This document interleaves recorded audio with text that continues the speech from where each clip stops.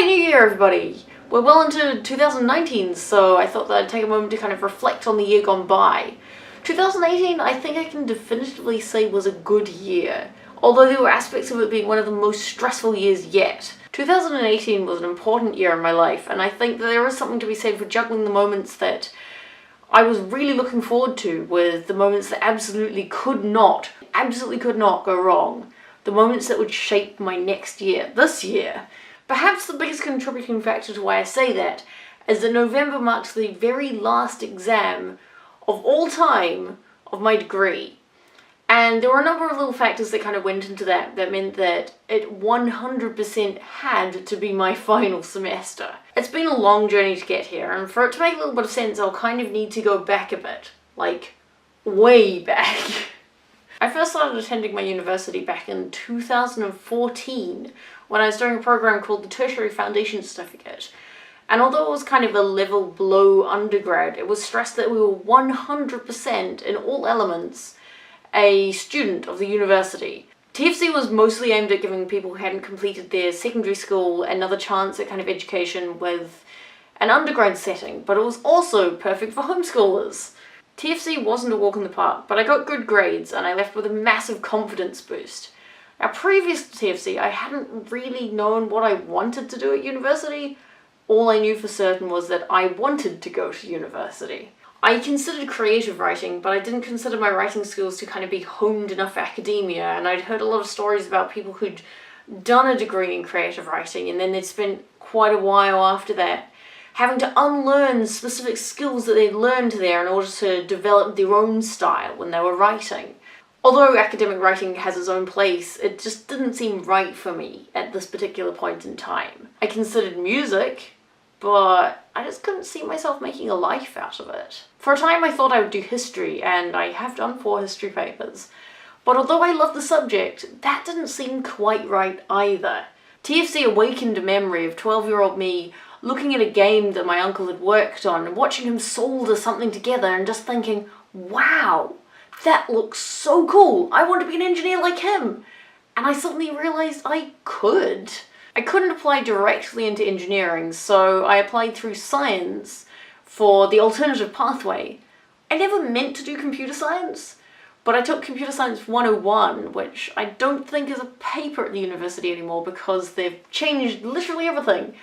But that was kind of like the introductory course, and then I took the next course in the next semester that sort of built off that, and I realised that computer science was kind of what I had in mind for what I wanted to do. And so, in 2018, I completed the last paper of my computer science degree. It wasn't an easy journey. As study became more intense and my son grew older, I had to kind of really work on figuring out a good home and university balance. I think I got that, but it was a little bit tough some nights when I had to stay up studying and then wake up about 4 hours later and fiercely pretend I wasn't dead tired until I could get to university and catch a quick nap. But somehow I made it work. For reasons I won't go into, my 2016 was rough, and I watched my grades drop one by one.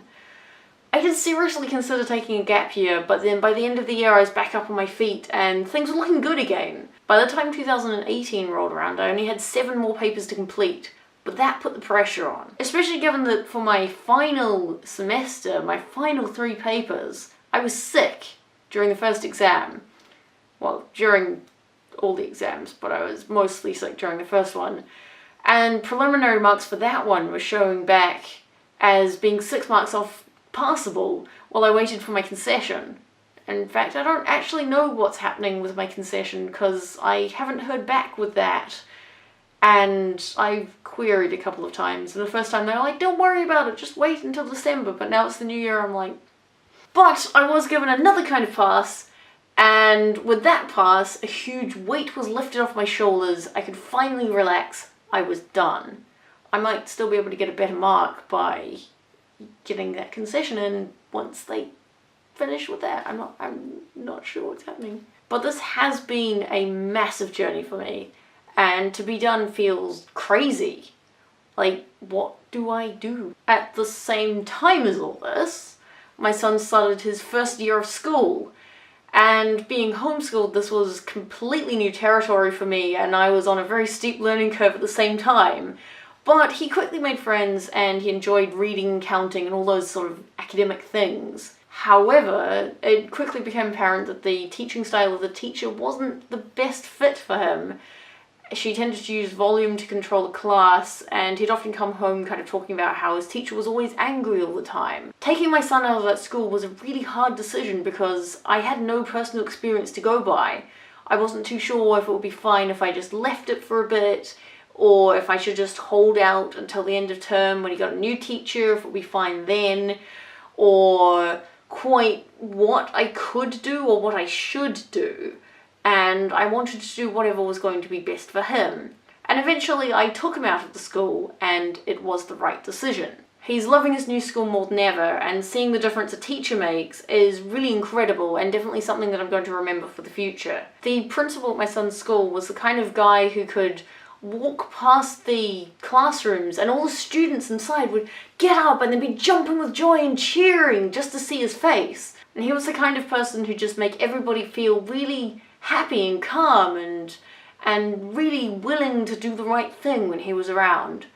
Unfortunately, with this coming year, he's left and a new principal will be coming in, but hopefully some of the foundations of excitement and joy and learning that he's put down will remain. So that's another thing I've sort of got to put out my feelers with in the new year, with a new teacher for my son, a new principal, and the school's going to have a little bit of a different feeling. But I think I'm optimistic. The old principal has left the school with a really wonderful atmosphere. My life has mostly been university and my son for so long, but in 2018 I had the chance to kind of explore a little bit with my acting side, with LARPing. It was nice to be able to attend events that were a few months apart, which meant that there was less time that I had to kind of invest for so much fun.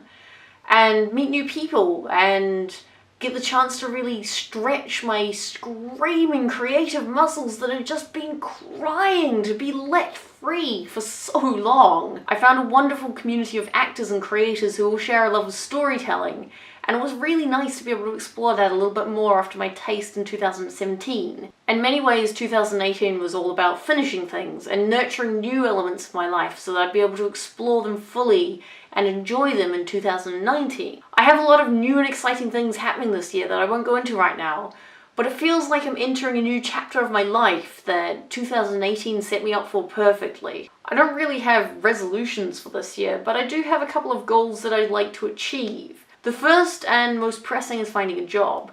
Now that I've completed university, it seems like the next step towards this doing life right thing. At least I think it is.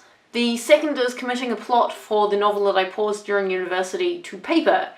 I have the kind of overarching plot and the character motivations and all that clear, but writing it down on paper will solidify the final details that kind of work in and enrich the story. Other than that, I do have a lot of plans for when I move out of this kind of basement studio place into another house with a bigger garden, or like actually a garden.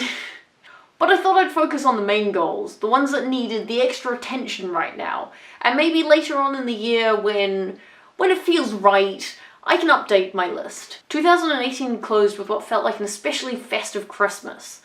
It takes me a while to start feeling the festive spirit, and this year I was surrounded with exactly the right people for me to be able to start feeling it. I'm so happy for the people I have in my life, and I can't wait to see what 2019 holds. If I have any New Year's message for you guys, it would be hang in there and savor what you've got in life. I'm sure we all have our own struggles and our own demons to face, and I don't know where you are on your journey or what the future holds for you, but face life with a fierce perseverance and grit and never let go of your goals. Everything's going to be alright. You're going to be alright. Believe that. Here's to 2019. A little bit magic, a little bit uncontrolled.